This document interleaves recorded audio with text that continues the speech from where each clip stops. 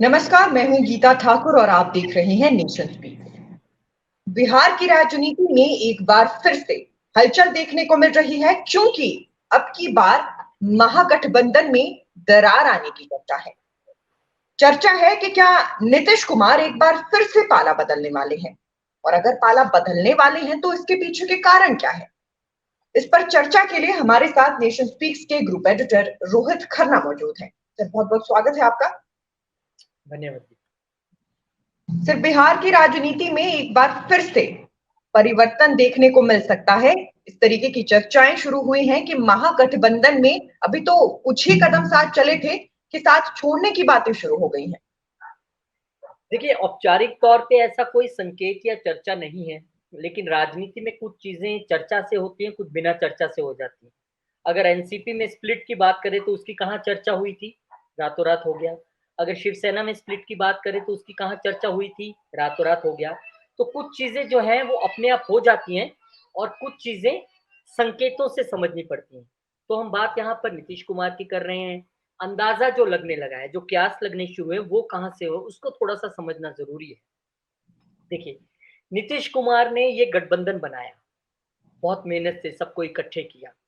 वो अपने मुंह से भले ही कहें कि मुझे कन्वीनर बनने की कोई चाह नहीं है, लेकिन ये सब जानते हैं कि वो नेता कोई भी हो, कन्वीनर और प्रधानमंत्री की चाह सबकी रहती है। Number one. नंबर टू, 3 बैठकें हो गई, चौथी कल कोऑर्डिनेशन कमेटी की बैठक थी, अभी तक कन्वीनर का आता पता नहीं। एक बैठक में तो बेंगलोर वाली में नीतीश कुमार ऐसा सूत्र बताते हैं कि बिना कुछ बोले नाराज होकर चले भी गए थे, क्या कारण है पता। उसके बाद सीट शेयरिंग को लेकर मामला लटकता जा रहा है। और अगर सीट शेयरिंग से ही मैं शुरू कर लूं कि सबसे बड़ा पेच यही फंसने वाला है। बिहार में 40 सीट हैं, नीतीश 16 पर लड़े थे, वो चाहते हैं कम से कम मुझे उतनी तो मिले जहां मेरा सिटिंग एमपी है, वो तो जीतेगा ही जो सिटिंग है, ऐसा मानना है उनका।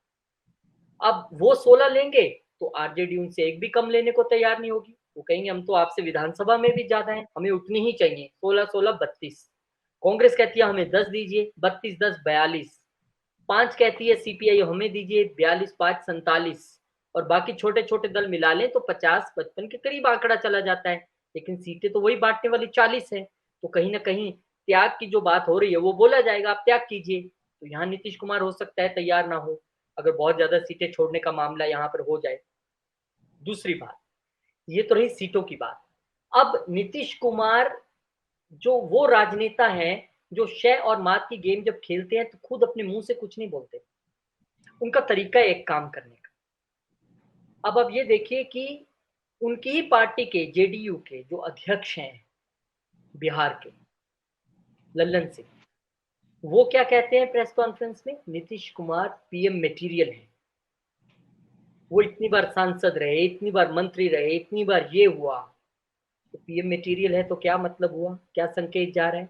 वर्कर बाहर क्या नारे लगा रहे थे, प्रधानमंत्री हो तो नीतीश कुमार जैसा, हमारा प्रधानमंत्री कैसा हो, नीतीश कुमार जैसा।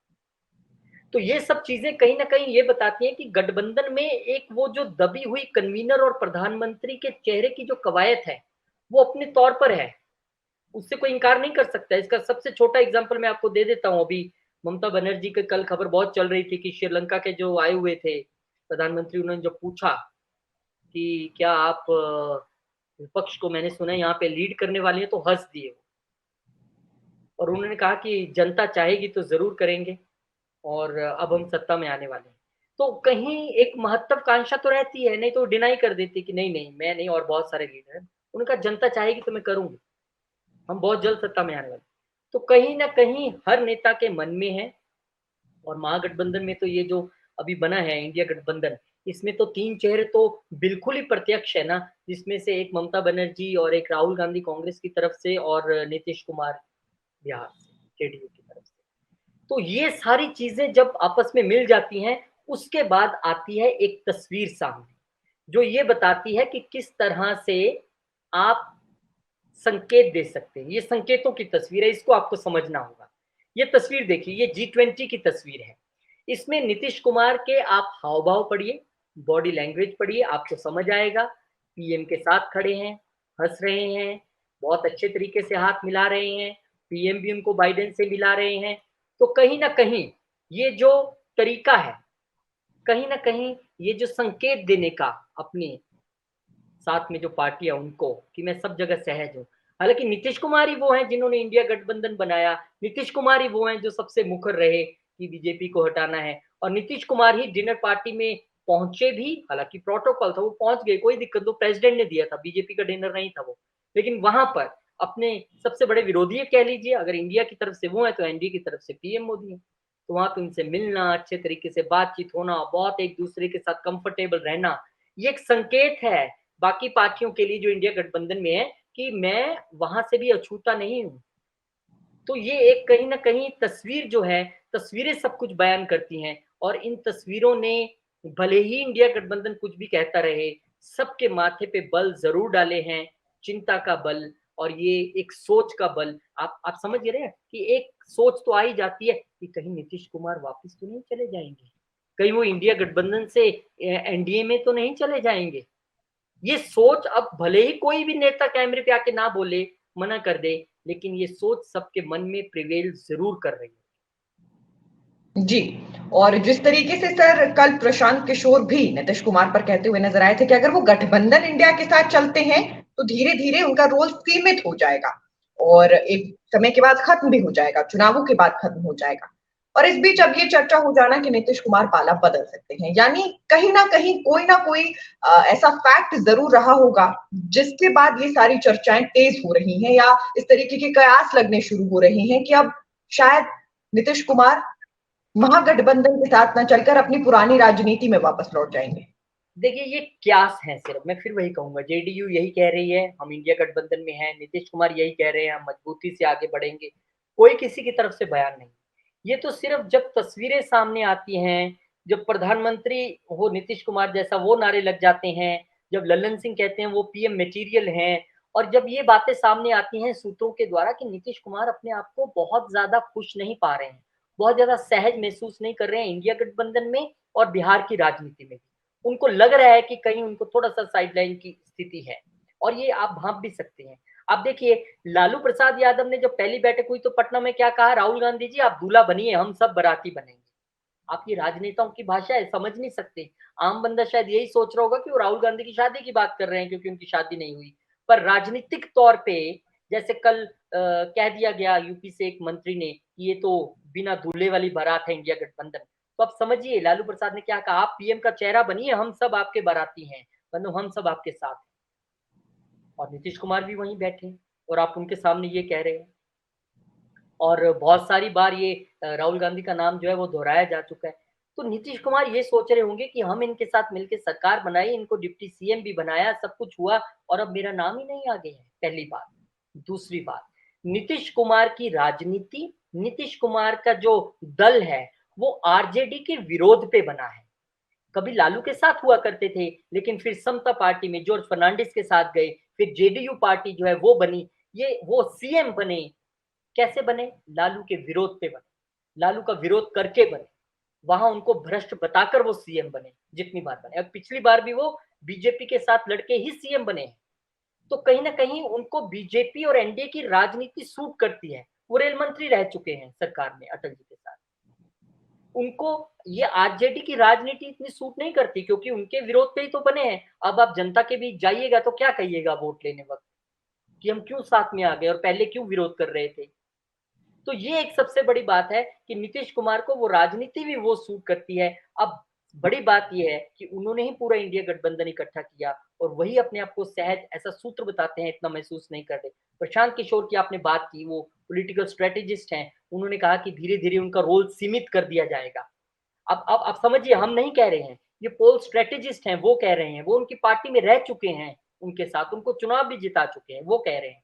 तो कहीं ना कहीं राजनीति में जब ऐसी तस्वीरें आए, जब ऐसी बातें हों, ऐसे नारे लगे, तो ये स्पष्ट हो जाता है कि कुछ हो सकता है, कोई खेला होने वाला है। होगा होगा कि नहीं होगा वो नहीं पता, लेकिन ऐसा कुछ होने की संभावना हो सकती है और संभावनाएं हमेशा रहती हैं। जी। और सर अगर संभावनाएं मान लीजिए कि सही भी हो जाती हैं, ऐसा हो जाता है, क्या आपको लगता है कि महागठबंधन के लिए ये बिहार में एक बहुत बड़ा झटका होगा और बिहार जीतना थोड़ा मुश्किल हो जाएगा?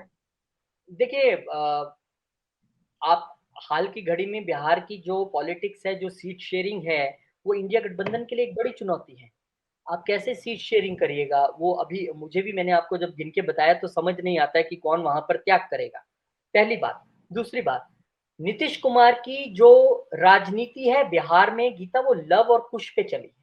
कुश means Kushwaha vote, Luv means Kurmi vote. अब जो कुशवाहा वोट है, उपेंद्र कुशवाहा जब तक उनके साथ थे ठीक है, फिर वो चले गए, छोड़ दिया। और बीजेपी ने मास्टर स्ट्रोक खेला, और जो अभी जो बीजेपी के अध्यक्ष हैं बिहार के, उनको जो अध्यक्ष बनाया वो भी उससे आते हैं, कुशवाहा से। तो वहां पे बीजेपी ने पुलकित सम्राट को बनाकर एक वो खेल लिया वहां पर।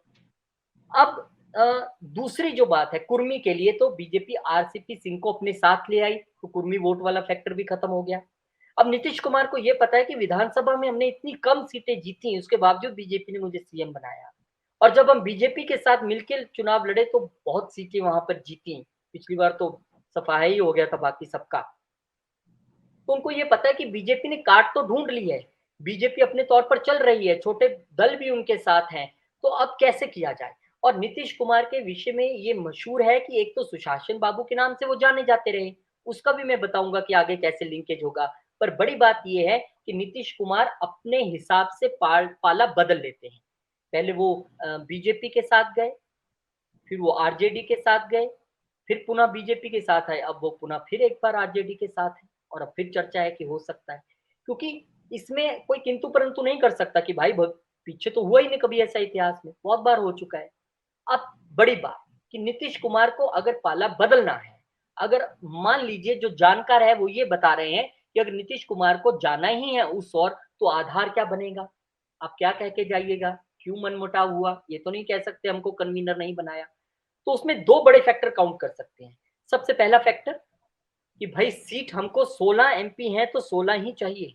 अब 16 से 15 हो जाएगा, उससे कम क्या होगा, वो भी अगर माने तो, क्योंकि सिटिंग एमपी कोई भी अपनी सीट गंवाने के लिए तैयार नहीं होता। और दूसरी बड़ी बात, अभी जो ये तेजस्वी यादव चार्जशीटेड हुए हैं, ये जो रेलवे वाला जो भर्ती घोटाले वाला जो चल रहा है, वो उसका भी आधार ले सकते हैं कि देखिए मुझे भ्रष्टाचार से ऐतराज है इसलिए मैं नहीं कर सकता। तो कहीं ना कहीं एक ग्राउंड तलाशने की कोशिश हो सकता है अंदर खाते चल रही हो, क्योंकि हम ये जो बात कर रहे हैं ये कयासों के आधार पे है, ये इन तस्वीरों के आधार पे है। क्योंकि ये खुशी आप देखिए नीतीश कुमार के चेहरे पर, प्रसन्नता, और वो कितना वार्म हार्टली ऐसे मिल सकते हैं, वो प्रधानमंत्री हैं देश के, वो चीफ मिनिस्टर हैं बिहार के, कोई दिक्कत नहीं है। लेकिन जब आप धुर विरोधी हो और बातें चुनाव के नजदीक आकर इतनी तलखी पे हो कि दो गठबंधन आपस में लड़ रहे हैं, लेकिन उस बीच ऐसी तस्वीरों का आना, वो स्पेशली डिनर पर आए, हालांकि बहुत सारे इंडिया गठबंधन वालों को ऐतराज भी हुआ होगा कि भाई क्या जरूरत है जाने की, आप ही तो सूत्रधार है। और वहां पर अधीर रंजन ने तो ममता बनर्जी पर सवाल ही खड़े कर दिए थे कि आपको जाना नहीं चाहिए था वहां पर। तो कहीं ना कहीं इसलिए ये सवाल अब उठ रहे हैं, इसलिए अब इंतजार करें, क्योंकि सबसे अच्छा तरीका होता है इंतजार का। हम अपने मुंह से कह दें कि वो आने ही वाले हैं, आ ही जाएंगे, ये संभावना नहीं है। अभी तक जेडीयू की तरफ से ऐसी कोई प्रतिक्रिया नहीं है, कोई प्रतिक्रम नहीं है, उनका साफ कहना हम इंडिया गठबंधन में है, हम इन्हीं के साथ मिलकर लड़ेंगे और इन्हीं के साथ है। लेकिन आने वाले दिन का आप कुछ नहीं कह सकते, तो इंतजार हमें आने वाले दिनों का करना। जी बिल्कुल, इंतजार हमें आने वाले दिन का है कि ऐसा होगा या नहीं होगा, क्योंकि जैसा कि हमने शुरुआत में कहा कि अभी बस कयास लगने शुरू हुए हैं, बस तस्वीरों को देखकर कुछ आंकलन किया जा रहा है। ये आंकलन कितना सटीक बैठेगा या नहीं, इसके लिए हमें भविष्य का इंतजार रहेगा। सर, इसके साथ साथ आपने सुशासन बाबू होने की, नीतीश कुमार की बात की कि वो अपने राज्यों में ऐसे कहलाते हैं, लेकिन जिस तरीके से कल प्रशांत किशोर ये कहते हुए नजर आए थे कि अब जनता ये समझने लगी है कि किस तरीके से वो बार बार एक पाले से दूसरे पाले में चले जाते हैं, दूसरे पाले से वापस फिर आ जाते हैं, तो अब उनका गांव गांव में हंसी मजाक होने लगा है, अब जनता समझ चुकी है। देखिए सुशासन बाबू उनको इसलिए कहा जाता था क्योंकि जब वो ये कहते थे कि लालू परिवार ने जंगल राज मचा दिया है, यहाँ पर सब कुछ बिहार में कुछ भी ठीक नहीं है, यही बातें कह के वो वोट लेकर आए थे बिहार की राजनीति में। इसलिए उनको कहा कि अच्छा अब ये शासन क्रिएट करेंगे, इसलिए उनको सुशासन बाबू कहा ना, क्योंकि जितना लालू प्रसाद ने शायद नहीं किया होगा उससे 2% ज्यादा उन्होंने कर दिया होगा, तो उनको सुशासन बाबू कहा जाने लगा। लेकिन प्रशांत किशोर का इशारा इस चीज की ओर है कि किस तरीके से एक पार्टी से दूसरी, दूसरी से फिर पहली, पहली से फिर दूसरी करने के बाद लोगों को ये समझ नहीं आ रहा है कि आपका किसी पार्टी के साथ जुड़ने का कोई एजेंडा है, कोई रणनीति है, कोई आपके पास ऐसा है कि भाई हमारा उनके साथ इस चीज को लेके मन मिल रहा है, हम इसलिए, क्योंकि आपको जब जनता, आप इकट्ठे चुनाव लड़ते हो और जनता आपको वोट देती है कि आप इकट्ठे हो इसलिए हम आपको वोट दे रहे हैं, और उसके बाद आप अलग अलग हो जाते हैं। तो वो लोग जिन्होंने इसलिए वोट डाला आपको कि आप मिलके लड़ रहे हैं, वो फिर चीटेड फील करते हैं। वो फिर कहते हैं कि भाई आपको दिया वोट और आप इनको छोड़ के चले गए उनके साथ, उनको तो हमें देना ही नहीं था, इसलिए तो हमने आपको वोट दिया था। बीजेपी और नीतीश को जिन लोगों ने ये सोच के वोट दिया कि भाई ये लालू के साथ नहीं है इसलिए हम वोट दे रहे हैं, अब वोट देने के बाद, जीतने के बाद अगर आप लालू जी के साथ चले जाएंगे तो वो लोग जिन्होंने वोट दिया था उनके विरोध में, वो तो फिर ठगा महसूस करते हैं। इसीलिए प्रशांत किशोर ने ये कहा है, लेकिन मैंने फिर वही कहा कि आप नीतीश कुमार की राजनीति को प्रिडिक्ट नहीं कर सकते, आपको सिर्फ इंतजार ही करना होगा। जी बिल्कुल सही आपने कहा कि नीतीश कुमार की राजनीति को प्रिडिक्ट नहीं किया जा सकता, बस इंतजार किया जा सकता है कि वो आखिर क्या फैसला लेंगे, क्योंकि जब तक वो नहीं कहेंगे तब तक सब कुछ सिर्फ जो है एक अंदाजा मात्र है कि अंदाजा बस लगाया जा सकता है, और हो सकता है ये अंदाजा बिल्कुल गलत भी साबित हो जाए। बहुत बहुत शुक्रिया सर इस चर्चा में शामिल होने के लिए, और इसी तरह के तमाम अपडेट्स नेशन स्पीक्स आप तक लाता रहेगा कि कहां क्या हलचल शुरू हुई है। हलचल कितनी सही होती है या नहीं इसके लिए हमें इंतजार करना है, लेकिन हलचल क्या है नेशन स्पीक्स जरूर आप तक लाता रहेगा। आप यूं ही नेशन स्पीक्स के साथ जुड़े रहिए और नेशन स्पीक्स के यूट्यूब चैनल को लाइक, सब्सक्राइब और शेयर करना बिल्कुल भी ना भूलें।